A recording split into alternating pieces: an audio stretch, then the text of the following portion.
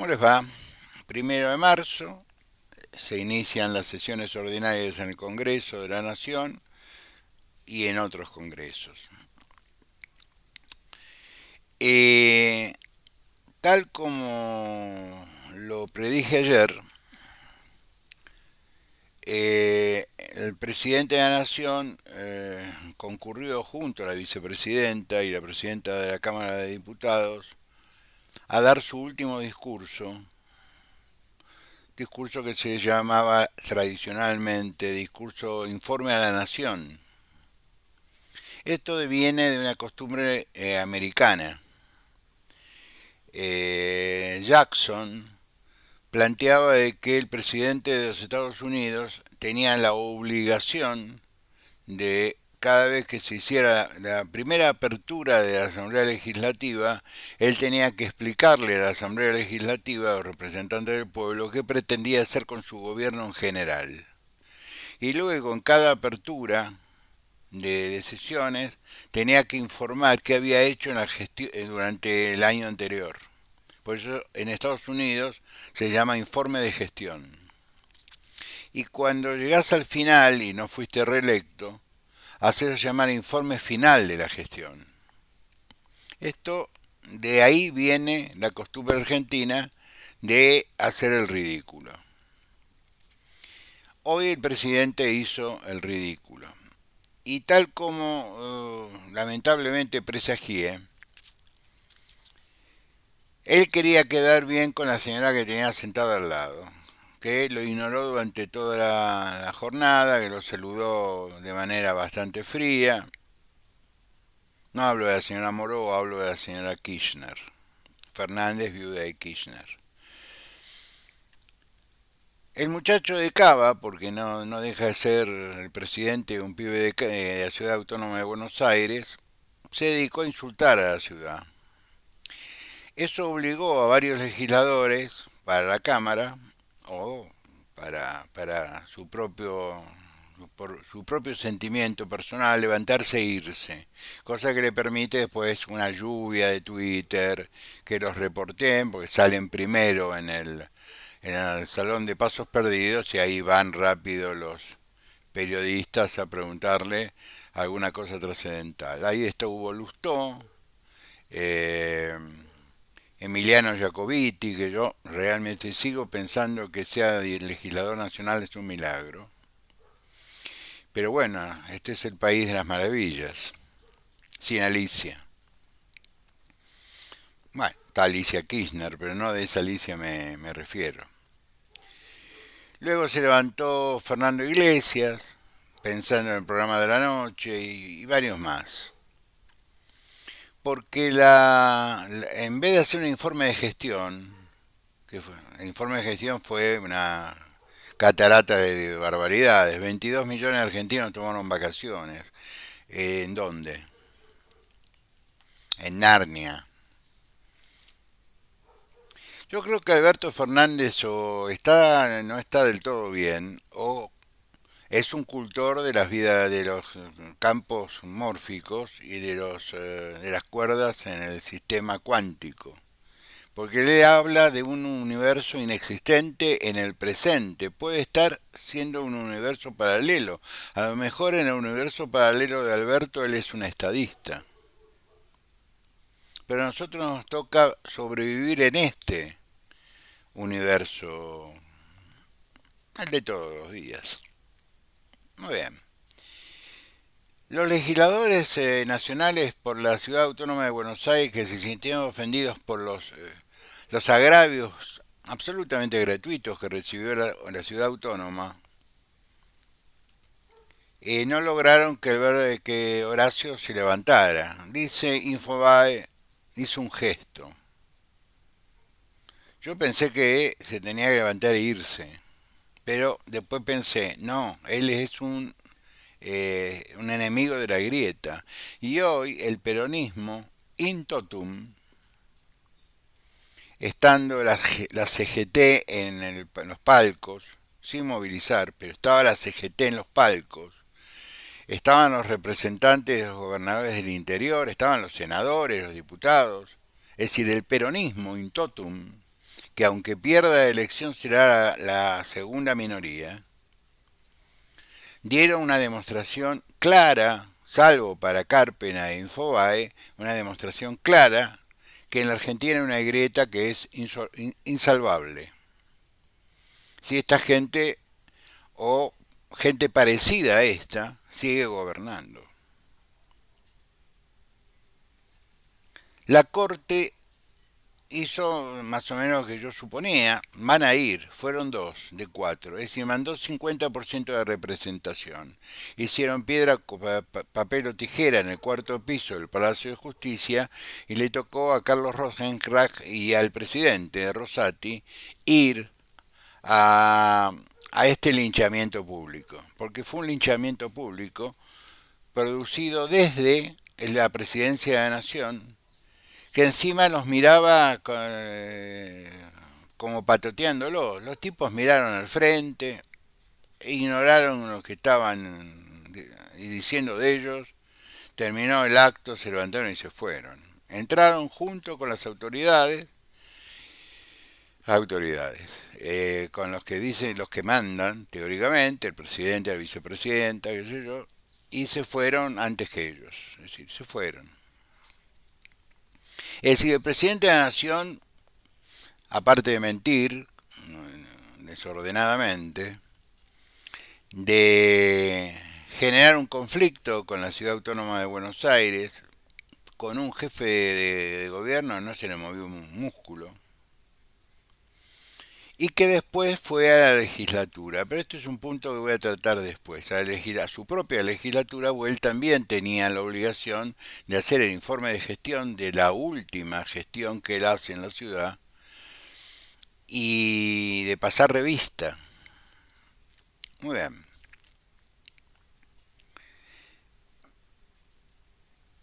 ¿Qué conclusión saco?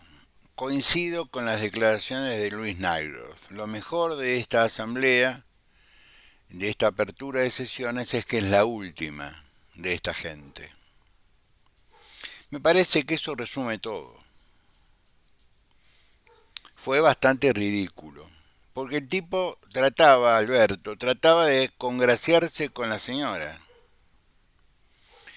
Y la señora no tiene ningún interés de congraciarse con él porque, vuelvo a repetir, las causas de las causas de sus problemas con la justicia, aparte de su desprecio por cumplir con la ley, que esa es la causa inicial de los dramas de Cristina y su familia, es su poco apego al Código Penal, a la conducta jurídicamente aceptable.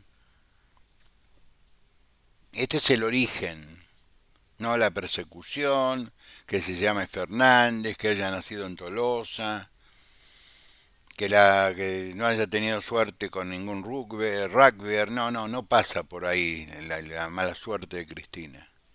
La mala suerte de Cristina es que por acción y omisión, o omisión y acción en ese orden, entró sola en conflicto con la ley penal. Y lo que pretendía del presidente de la nación, elegido a dedo, era que éste cumpliera con la promesa que por interpósita persona le envió: yo tengo amigos en el Poder Judicial, yo esto te lo resuelvo, al menos te lo alivio. Y fue exactamente lo contrario. Por razones que le he explicado varias veces. Vos tenés todas las pruebas arriba de la mesa, no te podés hacer el tonto. Logró que Casanelo fuera lento. Es todo lo que vos podés lograr, lentitud. Que lo que tenés que hacer en 6 meses lo hagas en un año y medio, pero en un punto el fiscal te pide un pronto despacho. Muy bien. Insultó a la ciudad de Buenos Aires, insultó al Poder Judicial, delante del Poder Judicial, diciendo que la Corte había asaltado el Consejo de Magistratura. Lo que hizo la Corte fue cumplir con la ley. Cuando una persona se olvida deliberadamente de lo que aprendió, o estamos en presencia de alguien que no está sano, o estamos en presencia de un mentiroso constitucionario. Yo no podría decir, aunque me enoje, que el señor Alberto Fernández es un presidente ilegítimo. No, no, es legítimo. Fue electo por la voluntad popular en primera vuelta, por el 48% de los votos, igual que la vicepresidenta. Es decir, ambos tienen legitimidad.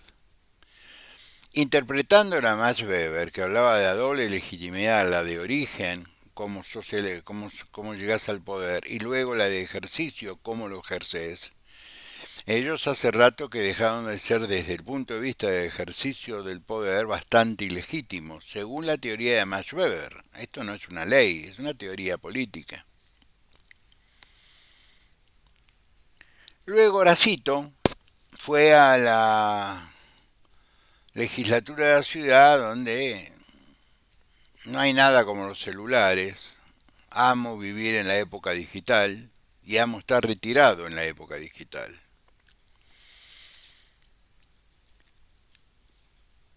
Un legislador radical le dio su celular a alguien. Sé porque conozco la persona que hizo el tweet. Entonces, mientras Horacio hablaba, esta persona lo grababa y en un momento gira y muestra a una legisladora larretista con un cartel que decía aplaudan y hacía gestos, ¿no? Como en la televisión, con el programa de Mancera, para los más viejos. O en el programa de Tinelli, había detrás de las cámaras gente con carteles. En Estados Unidos usan luces, aplausos. Entonces la gente es muy obediente, va y aplaude y qué sé yo. Muy bien. Visto en la legislatura de la Ciudad Autónoma de Buenos Aires dio un poco de pena. Tengo que confesar, me dio mucha pena.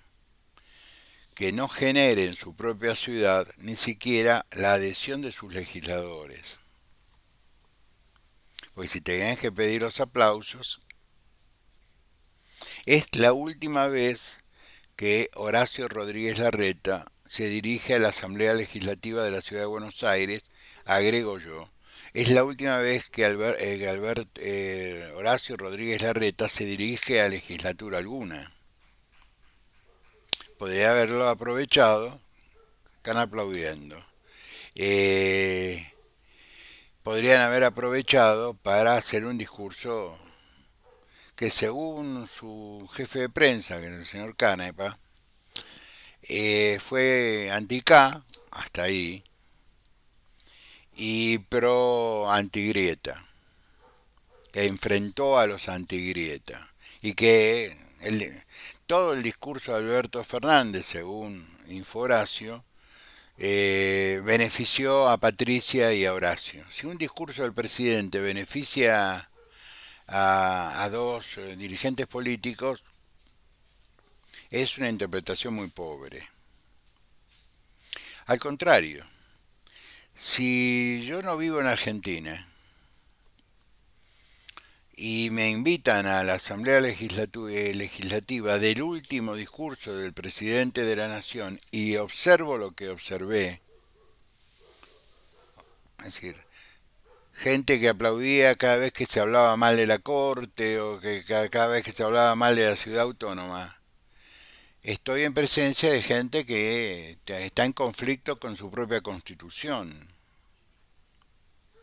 Si vemos que ayer le consagraron 800.000 jubilaciones sin financiación y lo viven como un éxito, y festejan, cantan la marchita, etcétera, etcétera, etcétera, estamos en presencia de gente que no está bien de la cabeza, que en el último año de la gestión espero que la Corte intervenga respecto a este instituto porque le pega por abajo de la línea de flotación a los fallos Baradaro 1 y 2, pero esto es un comentario que les hago aparte.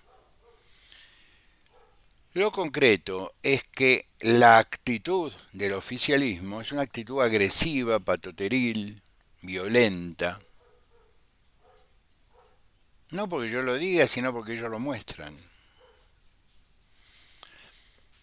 Y yo no soy un tipo precisamente al cual me puedan caracterizar como, como un tipo sin sangre en las venas. Por lo menos la gente de mi partido que me conoce saben que el galleguito es un tipo complicado. Es decir, que alguien diría desubicado, se pelea cuando con gente cuando le convendría no hacerlo. Yo digo, está mal hablar de uno mismo, pero yo soy coherente con mi propia manera de ver la vida. Si yo no estoy de acuerdo con algo, lo digo. Eso es ser, ¿qué? Coherente.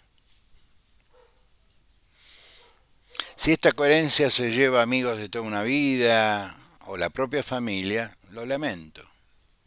Yo no les pierdo el afecto, el cariño a los amigos y a la familia. Lo que no tengo es coincidencia con ellos. Ellos están del otro lado. Ellos están del lado de la gente que viola el derecho penal.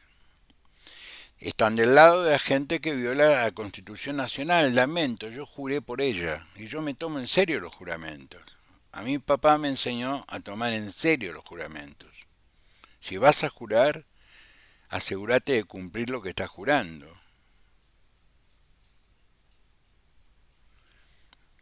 Entonces, lo que un observador imparcial diría, y digo, eh, estamos enfrentados a un espacio político que es el kirchnerismo más el peronismo, porque ayer le dio quórum teóricamente el peronismo no K, a los efectos son todos lo mismo. Nos estamos enfrentando a un grupo de personas que aplauden la agresión a la Corte, que aplauden la agresión a otro distrito y que el único que no se sintió ofendido fue el jefe de gobierno de ese distrito. El que se tendría que haber levantado e ir es Horacio, no Iglesias, no Lustó. No. Pero si él se levanta, claro, no podía hablar por teléfono con sus asesores de imagen a ver qué convenía. Levantarme, quedarme sentado, poner. Entonces hizo un gesto. No, flaco, levantate y andate. ¿No tenés sangre en las venas?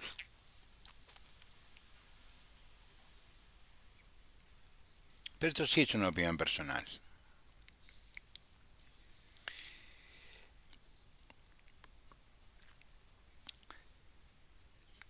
Si el presidente ahonda la grieta, con la vicepresidenta al lado, con toda la legislatura aplaudiendo, los insultos, repito, a un poder del Estado, a la Corte, imputándole una actitud que es simplemente cumplir con la ley.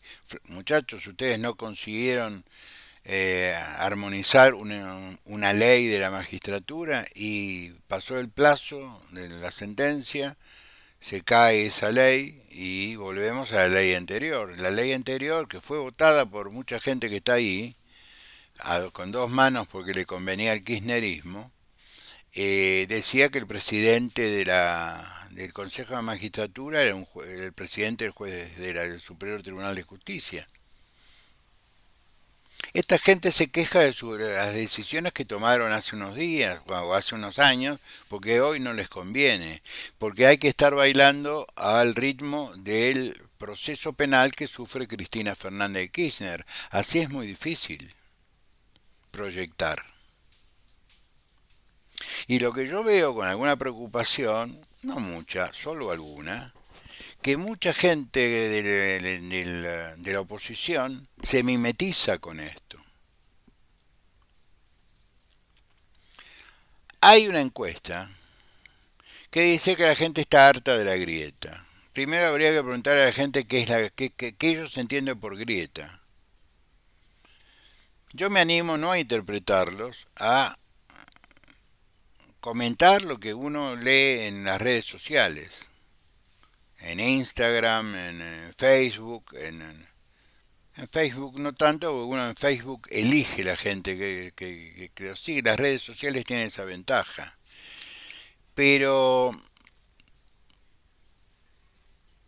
es un termómetro, porque en mi Facebook tengo la familia y algunos amigos, muy pocos. Tengo la página del canal, pero en Twitter yo tengo cualquiera. Mientras no me falte el respeto, yo tengo gente que me sigue que es kirchnerista, un montón de peronistas. Y el pacto es no me faltes el respeto, ni a mí, ni cuando yo hago un retweet, le faltes el respeto a mi retweet, porque para mí retuitear es estar de acuerdo con el mensaje. Algunos se fueron, otros me bloquearon más oficialistas que opositores, tengo que decir.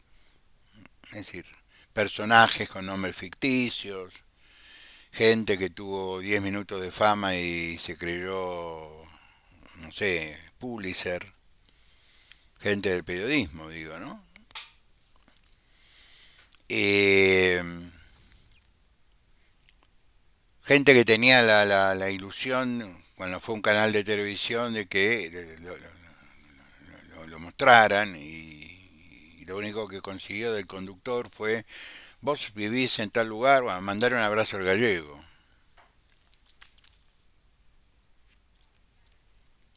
En esta mezcolanza hay que ser, como decíamos ayer, hay que respetar la semántica. La grieta es algo que rompe dos segmentos, dos sectores de la sociedad. La, la- a ver, la grieta de que hay en Estados Unidos, en California, que es una falla, la falla San Andrés, es un tajo que separa dos pedazos de la Tierra por la tectónica de placas, se va separando. Eso es un problema de la tectónica de placas, pero cuando hay una grieta en una sociedad el problema es moral. No es político, porque si fuera político no existiría Juntos por el Cambio, porque el PRO tiene un montón de peronistas.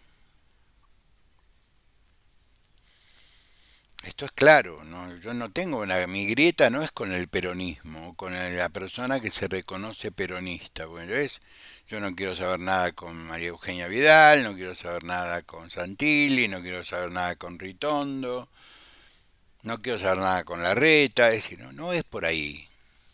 No es ideológica la grieta. La grieta es entre honestos y los que no lo son. Y el tipo que se queda en el medio tiende a rompérsele los pantalones. Es como cuando vos pones un pie en un bote y el otro pie lo tenés en el muelle. El bote se va corriendo, vas a caer al agua. Que es, a mi modo de ver, lo que le está pasando a Horacio. Porque hay un gobierno que no acompaña el discurso antigrieta. Porque si tuviéramos un gobierno que hoy no hubiera atacado a la corte, que no hubiera tocado a la ciudad, que no hubiera sido agresivo, que hubiera sido contemplativo, que hubiera hecho un informe de gestión, aunque sea mintiendo, pero un informe de gestión y qué sé yo, y agradecerle a los poderes toda la ayuda que recibió durante estos 4 años, etcétera. Nos encontramos frente a un modelo que este discurso que yo tengo no entra. Pero fue todo contrario. Fue una agresión tras otra. Yo no agredo al tipo con el cual yo me siento y me quiero sentar a conversar. Entonces, evidentemente, debo entender que el oficialismo actual no tiene ningún interés de actuar y de interactuar con el oficialismo futuro, que vendría a ser la actual oposición. Por lo tanto, me parece que el que está desubicado es el jefe de gobierno de la ciudad de Buenos Aires.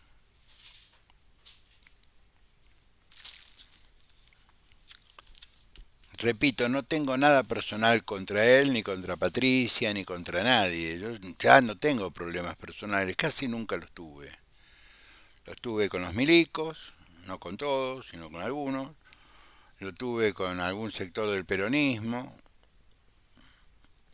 que nos llevó al borde de una guerra civil, o nos puso en una guerra civil, porque aunque digan que no, y hablen de la teoría de los dos demonios, acá hubo una guerra civil, en cuotas, con pequeñas acciones directas y contragolpes de las fuerzas de seguridad, pero hubo una guerra civil. Acá el peronismo en el gobierno protagonizó un genocidio a través de la AAA. Lo que pasa es que no estaba tipificado porque la constitución del 94 todavía no regía. Pero en la década del 70 la AAA, que salía del Ministerio de Bienestar Social al mando de López Rega, comisarios, tipos de las retirados, tipos de la CIDE, tipo policías de la provincia de Gatillo Fácil, esas bandas, que eran la Asociación Antiterrorista Argentina, la AAA, financiados desde el Estado, cumplían con todos los objetivos y definiciones de genocidas. Estaban organizados para asesinar, secuestrar, torturar y, si no posible, desaparecer a opositores políticos. Que muchas veces, la mayoría de las veces, eran gente de su propio palo, es decir, del propio peronismo. Hoy sus hijos están en el gobierno, por ejemplo.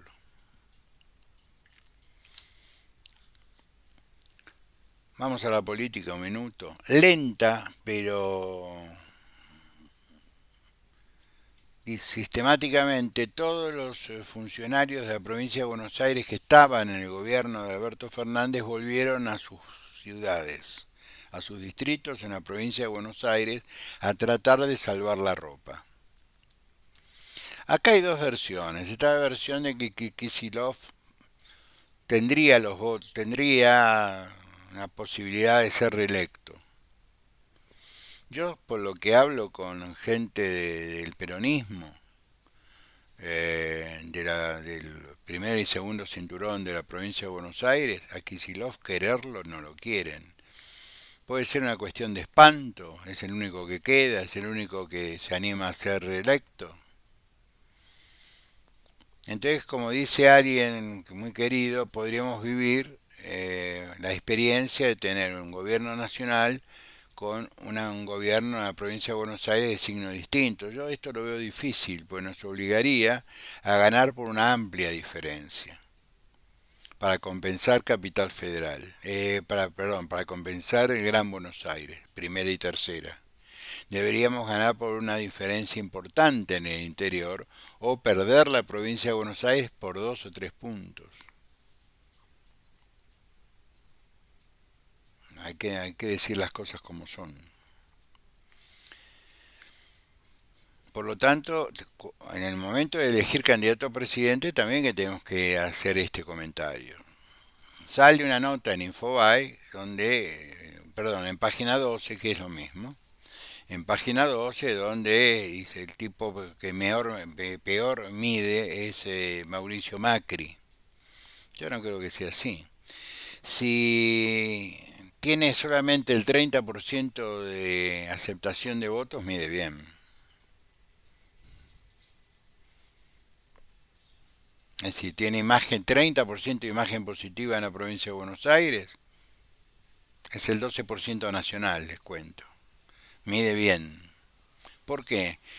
Porque a poco de caminar, una vez que estén definidos los intendentes, que son los que arrastran los votos, los candidatos a intendentes, etcétera, etcétera, el candidato a gobernador, el tejido político que se tiene que realizar en la provincia de Buenos Aires, de adhesiones, contradhesiones, puede modificar este número sustancialmente. Por aparte no es un número duro, es el número de una encuesta. Pasemos un minuto a Macri, al cual hoy las editoriales le prestan atención a los efectos de decir está no sé cuánto en Cumayén, y no sé cuánto por Europa, Él dijo fines de marzo, principio de abril. Estábamos 1 de marzo. Qué ansioso que es el periodismo. Hay mucha deuda que pagar.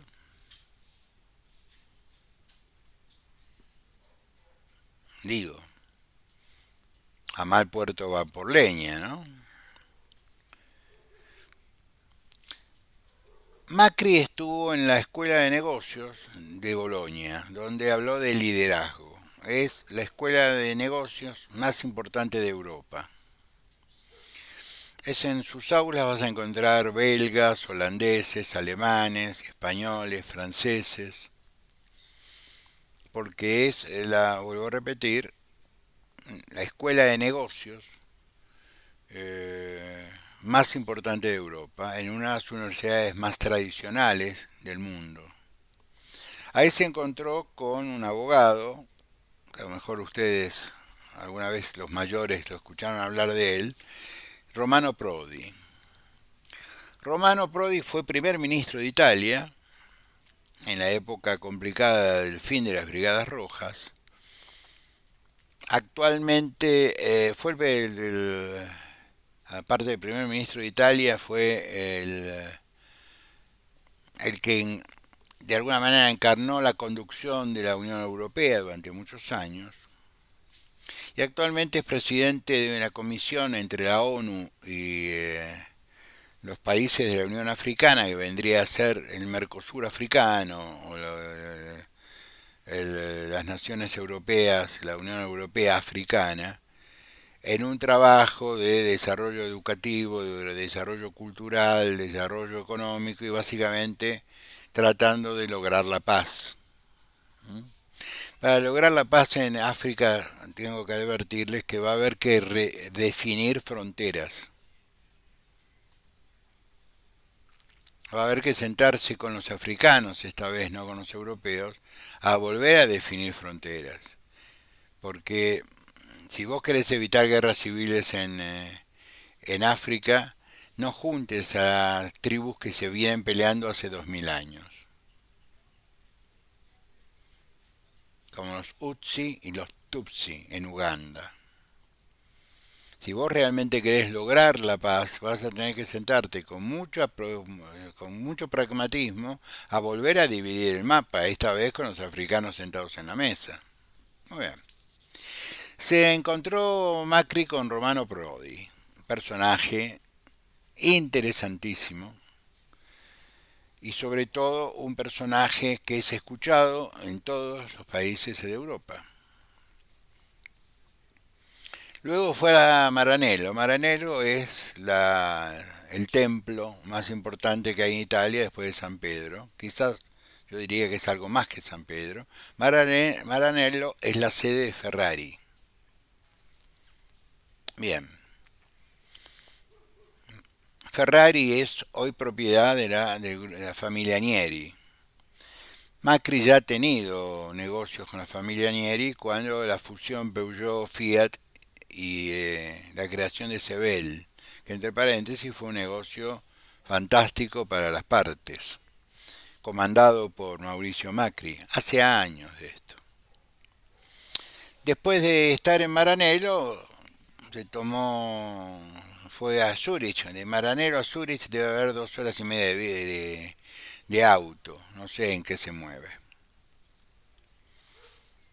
Lo concreto es que después irá a Francia. La gira es vista desde los medios europeos que la cubren como una visita muy interesante.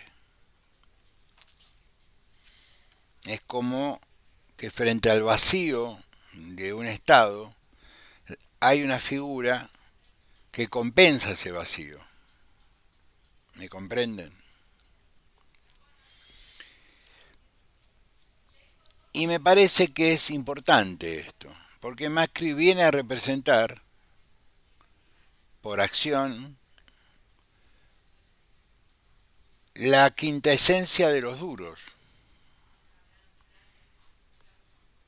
No es que dices que es duro, actúa con un fantástico respeto a la Constitución y a las leyes.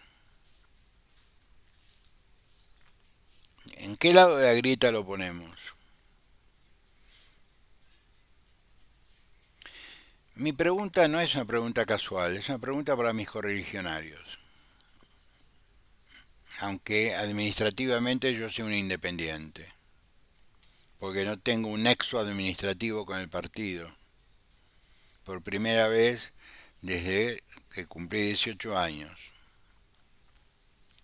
No importa, pero le puedo seguir hablándole a mis correligionarios como lo que somos, correligionarios, porque para nosotros la Unión Cívica es una religión laica. Eh, ¿Dónde nos ponemos?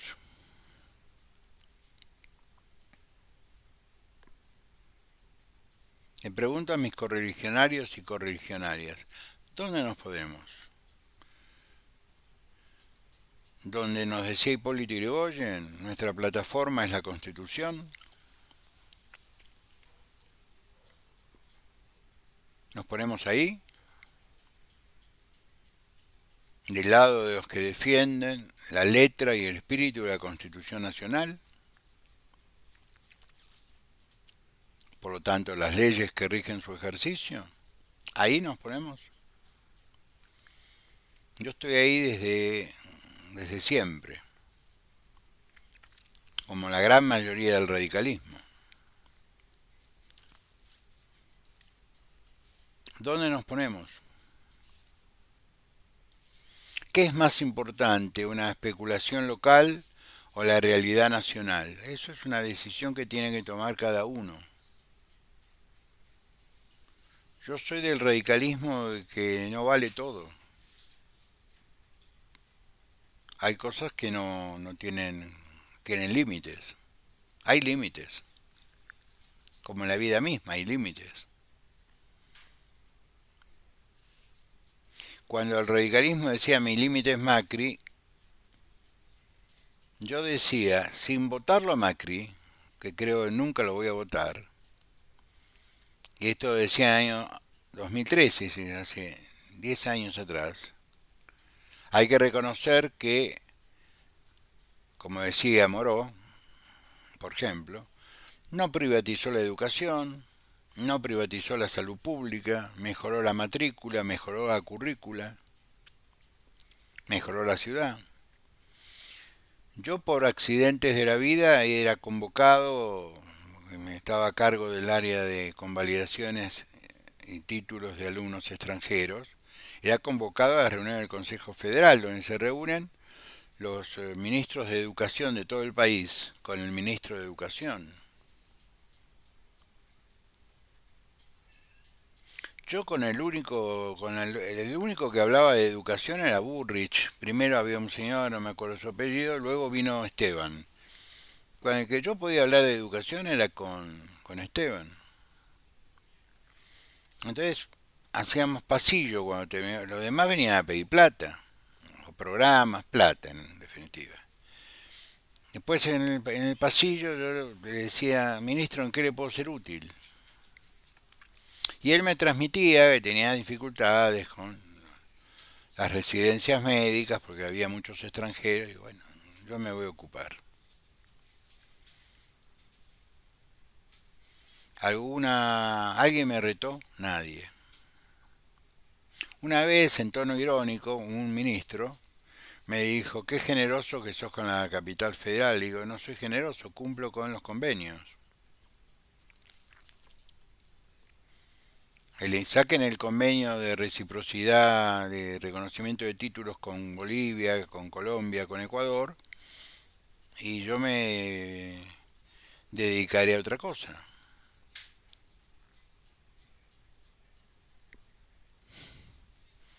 Me dediqué a cumplir con la ley. Lo que pasa que hasta ese momento lo hacían en forma muy lenta. Yo simplemente lo aceleré.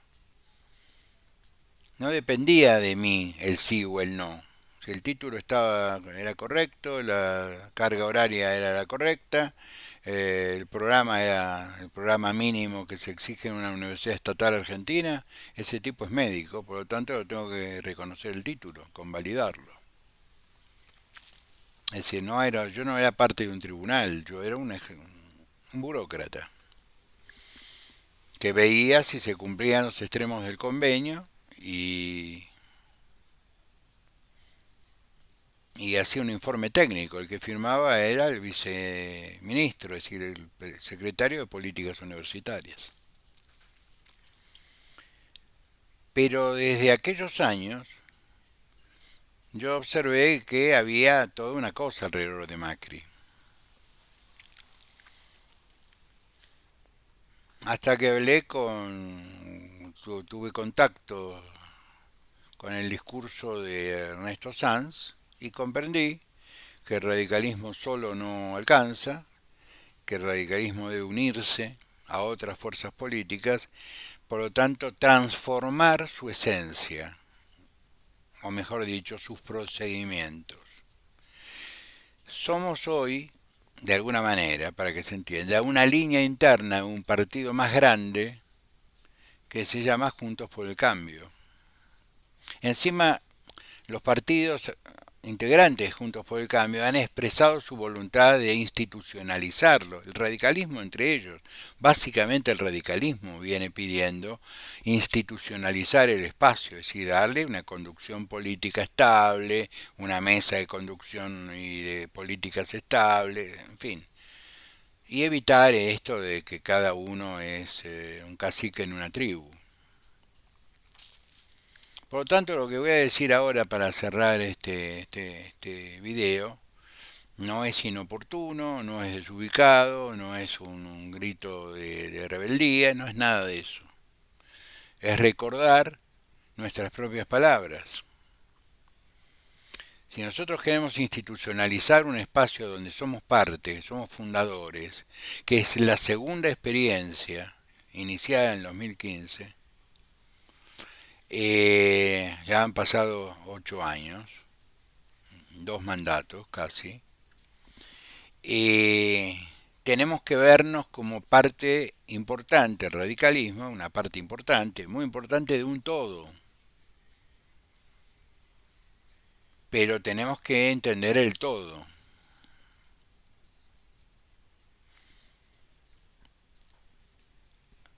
Hoy tuve muchas conversaciones a la mañana con un montón de amigos, no voy a decir quién porque no tengo por qué hacerlo, pero tuve conversaciones con un montón de amigos, algunos, algunos de la provincia, la mayoría de la provincia de Buenos Aires. Primera, tercera, eh, cuarta sección, quinta sección, segunda sección, sexta sección. Es decir, vos hablás con 10 personas y tenés más o menos la imagen de cómo está la provincia de Buenos Aires. Yo les voy a transmitir lo que ellos me transmiten. Más o menos hay cierta unidad de criterio, a pesar de las distancias. Por la sexta sección es el sur, Bahía Blanca y aledaños. La tercera sección es el sur de la provincia de Buenos Aires. La primera sección es el norte de la provincia de Buenos Aires, que linda con una franja, que es la segunda sección electoral, que limita con el sur de Entre Ríos y Santa Fe.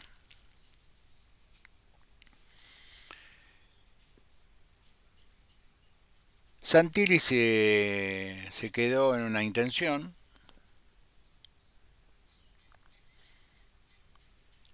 Hay dos versiones respecto a Joaquín de la Torre. Hay gente que dice está creciendo, hay otros que dicen crece en los lugares donde se lo conoce, lo demás es simplemente papelería, avisos, qué sé yo, publicidad. Ata esto a que a muchos bonaerenses les molesta que, estar bailando alrededor de dos porteños. Tengo que serles sincero, hay una molestia en los bonaerenses respecto a que estemos bailando alrededor de tres porteños.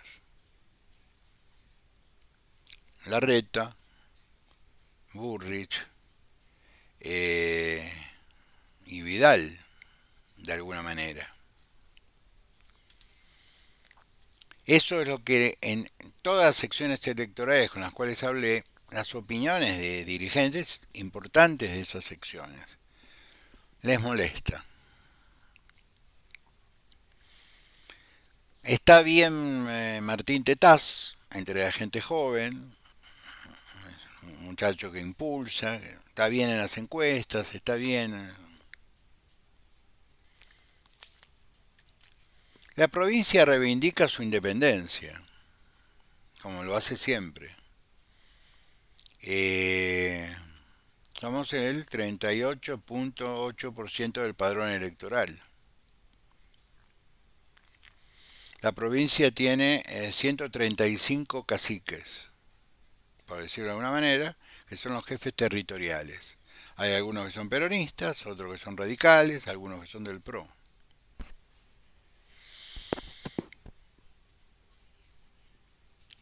Vos tenés que negociar con los 135 que son del PRO, donde el PRO tenga 135. El PRO no tiene 135 referentes en la provincia de Buenos Aires, uno por sección, uno por municipalidad. El radicalismo sí. En algunos casos dos y tres referentes en los cuales si vos querés armar tenés que hablar con ellos. Y ellos ven que la confusión de las ambiciones de la capital se tiene que terminar en algún momento con una definición que venga de arriba en términos de quién es el candidato del PRO.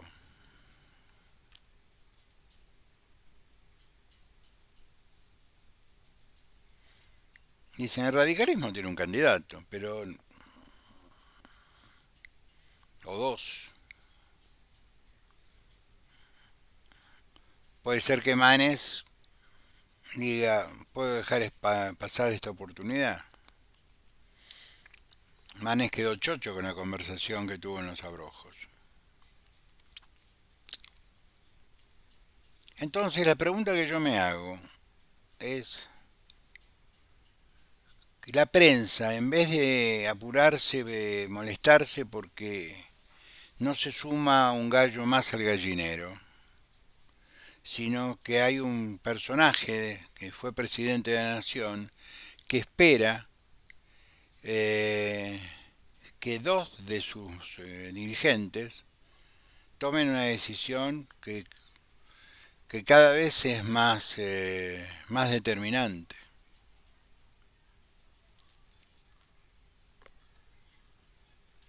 El radicalismo, y con esto sí termino, es sabio, porque es viejo.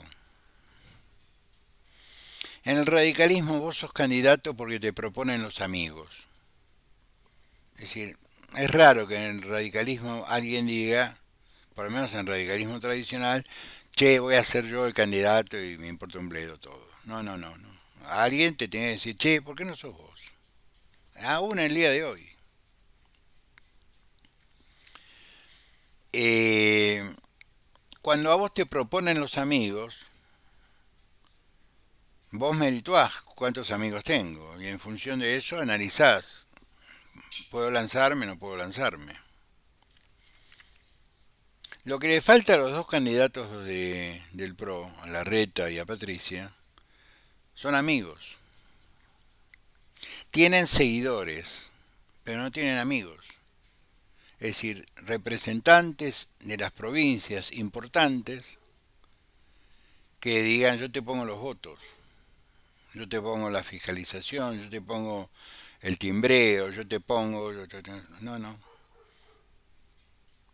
Puede tener gente que le esté mordiendo la billetera al jefe de gobierno de la ciudad, puede ser. Pero tipos que digan, yo creo en tu proyecto político, yo no lo veo.